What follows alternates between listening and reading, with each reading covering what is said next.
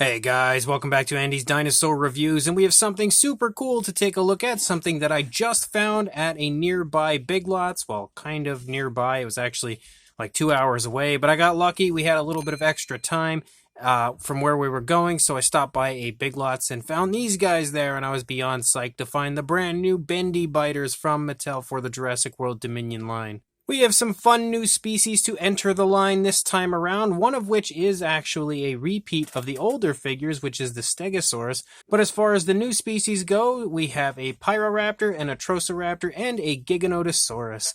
So definitely some pretty fun stuff this time around. You can see the box art looks pretty cool, pretty much exactly what you would expect when it comes to the Bendy Biter figures and the Dominion line. And then here on the back, you basically just have some images again showing off the figures themselves as well as the species names. So let's pop these out of the box and check them out. So we've got ourselves the Stegosaurus. We've also got ourselves the Pyro Raptor, who is definitely a little top heavy, and I'm not surprised because he's got a pretty big head. And then we've got the Giganotosaurus and the Atrociraptor. So definitely some fun species. I think my favorite out of potentially all of these Bendy Biter figures that they've released so far would be that Pyro Raptor. He just looks super, super cool.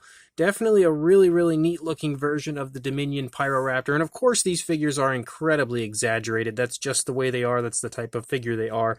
They're meant to be exaggerated, so he looks, again, about as absolutely insane when it comes to a Pyro Raptor as it gets.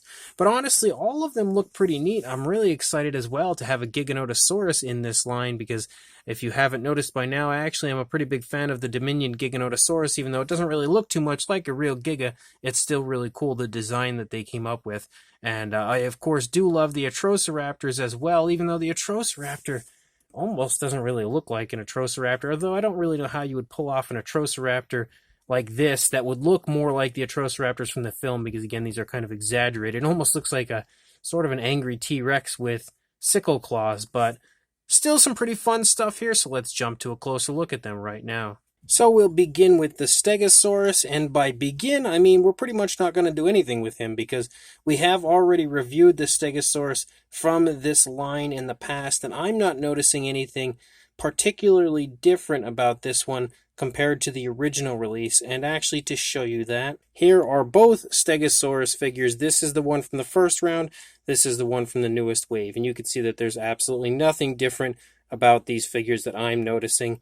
Exactly the same sculpt-wise, paint-wise, everything is the same as far as the Stegosaurus goes. So we don't really need to take a look at that figure since we've already done that in the past. But what we do need to take a look at would be the other ones. So this one here is the Atrociraptor, and he looks pretty fun. Again, about as interesting, if it focused perfectly on him, there we go, about as interesting as you would expect from a Bendy Biters version of an Atrociraptor. You can see that the detailing is actually quite nice. Again, something that's commendable about Mattel is the fact that even when they give us these goofy figures, you still get some pretty highly detailed sculpts, and you can see that here as we kind of look the figure over. There's a lot of nice looking skin detail and scale detail, stuff like that, even skin wrinkles and everything found on the figure. You can see that we have basically an orangish tone for the majority of the body.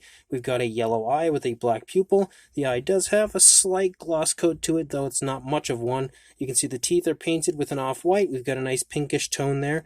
For the inside of the mouth, even on the upper side, nope, only the orange on the upper side, but for the tongue we do at least have that pinkish tone. The paint's a little sloppy there in the teeth, you could definitely see that, but it don't look too bad. The teeth on the upper side look okay. You also have this brownish tone that runs here along the back, running down from the back of the neck down to the hip region, of course, because we would stop the paint even there on these figures. And then you do have nail paint, but only on the feet. We don't have any nail paint on the fingers, only on the toes. But the undersides of the toes, for some reason, didn't get paintwork, only the upper side, which is pretty weird, but still a pretty fun version of a Bendy Biter Atrociraptor. I don't know what Atrociraptor this one would be.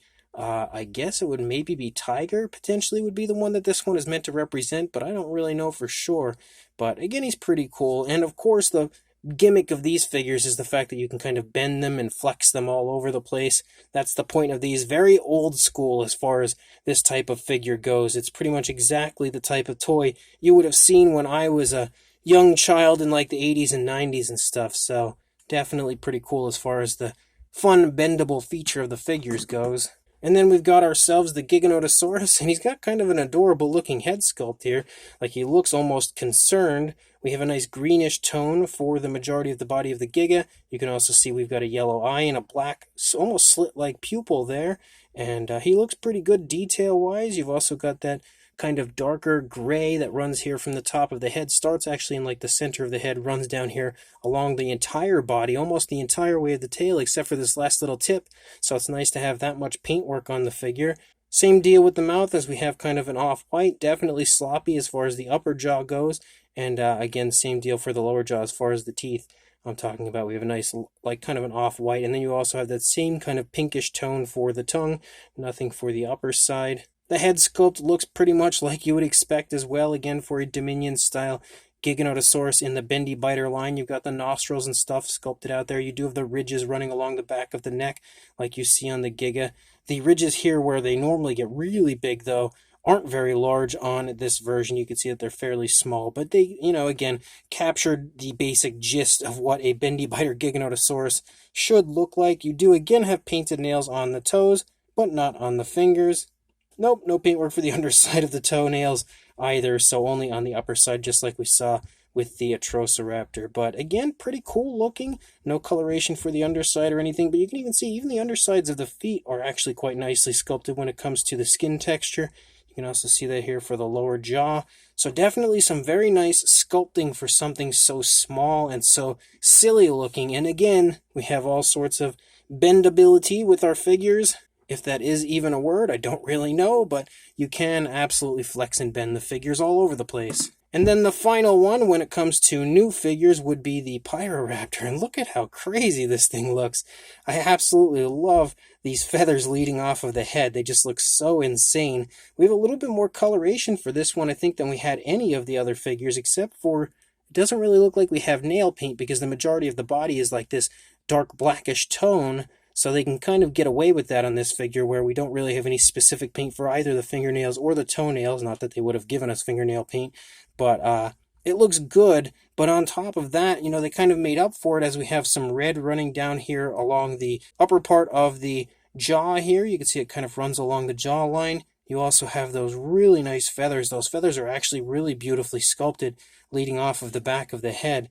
And you can see they come out on both sides, but they do include the reddish tone, but the rest of the face has that blackish tone. We've got a nice yellow eye with a black pupil. Again, a nice off-white bordering on like a light yellow, and a similar tone of like a pink for the tongue on the inside of the mouth. But then you can see that we also have that reddish tone that starts in the neck region and runs out here along the back, but it actually runs the entire way all the way out to the tip of the tail, except for like that last little tiny part. So we actually do have some nice coloration running along the back of the Pyro Raptor. You can also see that we have some decent looking feather detail here running along the back. You even have arm feathers here, not quite as large of course as they should be, but you can definitely get away with that when it comes to a goofy figure like this.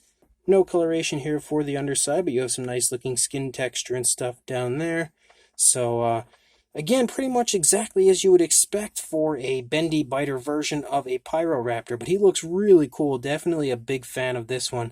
I think it's safe to say that this one's probably my favorite just because he's so crazy looking and is definitely a really fun addition to the Bendy Biters line. I would have liked to have seen 4 brand new species for this set, but at least we got 3 pretty darn cool ones. On the plus side, we can get all of the figures to stand. Originally, when I brought the Pyro Raptor in, it wasn't standing, it was top heavy. I just had to reposition the legs, and now it's standing perfectly fine. Size-wise, they're all a similar size. I think I'll measure probably the Giga, because he has his tail most outstretched currently. You're looking at about 6 inches or a little over 15 centimeters, closing in on 15.5, but not quite there. And height-wise, I guess to the top of the head. The tail on the Atrociraptor back there is pretty high up, but you're looking at, I'd say, a little over 2.25 inches or right around 6 centimeters, pretty much on the dot for a size comparison. There is Mr. Papo T-Rex, the Attack Pack Colovosaurus, and Robert Muldoon from the Mattel Jurassic World toy line next to our really cool Bendy Biters figures. And if you happen to be familiar with the Bendy Biters figures and the original wave of these figures, they are no different when it comes to the size. They are exactly the same size as they were the last time around, but if not, then hopefully you'll have at least one of the figures that you see here before you to help give you an idea of the size. I don't feel like we really need to do too many comparisons or anything like that, size comparisons, this time around, because I think at this point, most people would probably have at least a decent idea of the size of these figures. So these brand new Jurassic World Dominion Bendy Biters figures are pretty cool. They're not the best Mattel figures you're going to find, but they're definitely still fun, especially if you're like me and you like exaggerated dinosaur figures like this. They're definitely a fun pickup.